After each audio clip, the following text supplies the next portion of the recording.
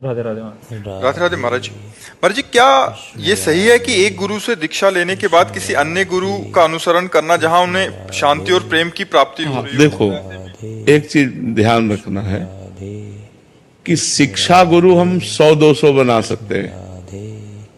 जैसे 24 शिक्षा गुरु बनाए दत्तात्रेय जी महाराज ने, लेकिन दीक्षा गुरु हमने दीक्षा ले ली। जैसे गुरु ने कहा राम राम जपो, अब हम राम राम जप करेंगे और 100-200 संतों से मिलेंगे, उनके अनुभव सुनेंगे। हमें जिन संत की बात अब अच्छी लगी वो बात हम जीवन में स्वीकार कर लेंगे। पर हमें लगता है कि गुरु जो मंत्र दीक्षा वाला गुरु एक ही होना चाहिए। शिक्षा गुरु अनेक किए जा सकते हैं। शिक्षा हम कहीं भी बैठ करके सुन सकते हैं। मान लो हमको अपने गुरु के वचनों में दृढ़ विश्वास करने वाले अगर हमको 100 संतों के वाक्य मिले तो हमारी बात बन जाएगी। लेकिन हमें अपने गुरु पर अश्रद्धा नहीं करनी चाहिए, अपने गुरु मंत्र पर अश्रद्धा नहीं करनी चाहिए। यदि हम अपने गुरु द्वारा दिया हुआ मंत्र और नाम जप करेंगे और सब संतों का संग करें और अपने गुरु के अनुकूल बात सुने, बात समझना है, सब संतों का संग करें पर बात वही पकड़ें जो हमारी साधना को पुष्ट करे, तो हमारी बात बिगड़ेगी नहीं। हम चाहे 100 संतों से संग करें, हमारा कुछ नहीं बिगड़े। अब ये नहीं कि हम जहां संग किया वहीं गुरु बना लिया, फिर उनको छोड़ा, फिर उनको, ये ऐसे नहीं। गुरु एक है। शिक्षा दीक्षा सत्संग हम हजारों जगह सुन सकते हैं, तो वो बात अलग है। हम जो मंत्र दीक्षा लिए हैं वो एक ही जगह से, ऐसा चलना चाहिए हमें लगता है। और अगर गुरु पर अश्रद्धा हो जाए तो गुरु मंत्र पर तो अश्रद्धा नहीं होनी चाहिए ना। मान लो गुरु से आपका मन नहीं मिलता किसी भी कारण से, तो गुरु जी ने कहा है कि आप राधा राधा रटो, तो आप राधा राधा रटो, उसी से कल्याण हो जाएगा। दूरी बना लो, राधा राधा रटो, कल्याण हो जाएगा। निंदा करने की जरूरत क्या है, गुरु बदलने की जरूरत क्या है? हमें तो ऐसा लगता है। क्यों महाराज जी, इसमें थोड़ा सा विस्तार चाह रहा था। महाराज जी, जैसे कुछ हर एक संत भगवान के सिद्धांत अलग अलग होते हैं साधना पद्धति के, जो तो उसी में हमने कहा जो अपने गुरु सिद्धांत से बात मिलती हो, जो हमारे गुरु वचनों को पुष्ट करता हो, वही सत्संग हमें स्वीकार करना चाहिए और सुन सबका लेना चाहिए। कभी कोई संत भगवान जो वरिष्ठ होते हैं उन्होंने कोई आज्ञा कर दिया जो गुरुदेव के सिद्धांत से थोड़ी अलग जा रही है, नहीं तो मानना, वो मतलब सुन लें बट अपने गुरुदेव या उनके आगे प्रस्तुत कर दे।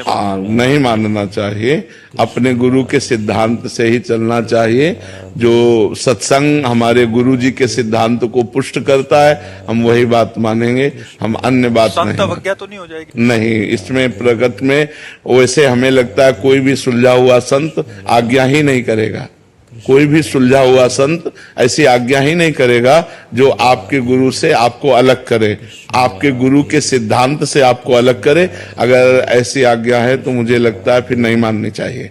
अपने गुरु में श्रद्धा, अपने गुरु मार्ग में पुष्टता, यही सत्संग का प्रभाव है। गुरु विमुख कर देना मतलब हरि विमुख हो जाना, फिर बात नहीं बनती है। एक तो मर्जी तो साधना संबंधित हो गया, एक उन्होंने कोई ऐसी सेवार्थ कार्यों में आज्ञा कर दी, आप प्याऊ बनाओ, मान लीजिए गौशाला बनाओ, तो अपने गुरु से इसकी आज्ञा लेनी चाहिए या वो कार्य कर सकते हैं अगर हमारे सामर्थ्य है, या नहीं भी है तो हम कैसे उसको नहीं? पहली बात तो है कि हर कार्य के लिए गुरुदेव की आज्ञा अनिवार्य है यदि हम परमार्थ पे चलते हैं।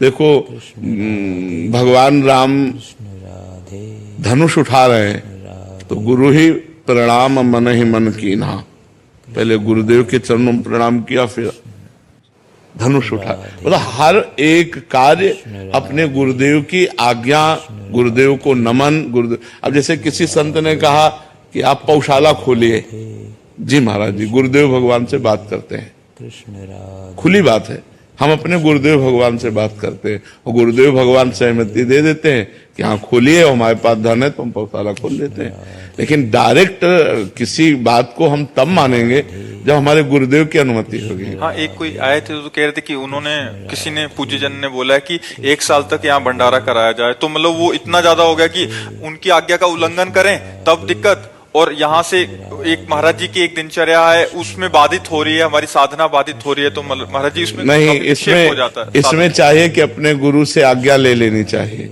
अगर हमारे पास धन है और किसी संत ने कहा है 1 साल भंडारा करो, तो ये बात हम मानते हैं, पर हमारे गुरुजी की क्या इसमें अनुमति आज्ञा है, बिना उनकी आज्ञा के हम नहीं कर सकते।